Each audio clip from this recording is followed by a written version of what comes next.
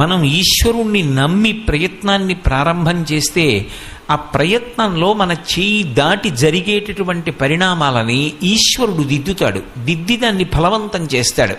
భగవంతుని మ్రోల నిలబడి ఆయన వంక చూసి కందుల నీళ్లు కారుస్తూ ఆయనకి తన కష్టాన్ని చెప్పుకుంటారు. ఆర్తో జిజ్ఞాసురర్థార్థీ జ్ఞానీచ భరతర్షభ, నేనేవో తప్పులు చేసి ఉండొచ్చు, కానీ ఇంత పెద్ద శిక్ష వెయ్యకు, నన్ను ఈ ఆపద నుంచి గట్టెక్కించు అని రెండు చేతులు చాపి ప్రార్థన చేస్తారు.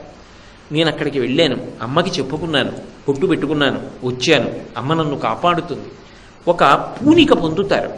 భగవంతుడి దగ్గరికి వెళ్ళినటువంటి వాడికి, ఒక దేవాలయానికి వెళ్ళిన వాడికి, భగవన్మూర్తిని చూసిన వాడికి మనసులో శాంతి కలుగుతుంది. భగవంతుణ్ణి పట్టుకుని తాదాత్మ్యత చెందేటటువంటి భక్తుల్ని దర్శనం చేసినప్పుడు అదే శాంతి కలుగుతుంది. మీరందుకే చూడండి, భగవదుపాసన చేసేటటువంటి వారు భగవంతుని యొక్క గొప్ప నిరతిశయ భక్తిని పొందినటువంటి వారి ఇంటికి వెళ్ళినప్పుడు మీకు తెలియకుండా అక్కడ ఎక్కువసేపు